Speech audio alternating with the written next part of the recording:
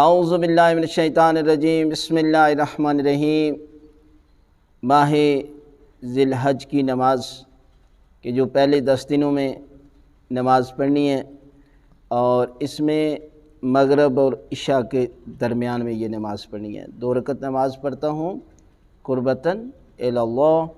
سورہ الحمد کے بعد سورہ توحید کی تلاوت کرنی ہے، یعنی قل هو اللہ احد کی تلاوت کرنی ہے، اور اس کے بعد اس آیت کی بھی تلاوت کرنی ہے۔ وہ آیت کیا ہے؟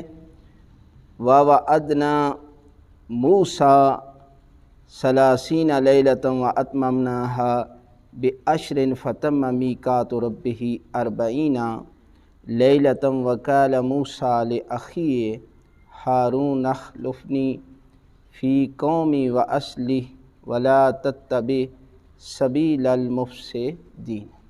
آپ اوپر سے دیکھ کر بھی اس کو پڑھ سکتے ہیں، اور اگر یہ آیت نہیں پڑھ سکتے تو سورہ توحید پر اکتفا کر لیں، اور دوسری رکعت میں بھی سورہ الحمد کے بعد سورہ الحمد کے بعد سورہ توحید کی تلاوت کرنی ہے، اور اس کے بعد اس آیت کی بھی تلاوت کرنی ہے۔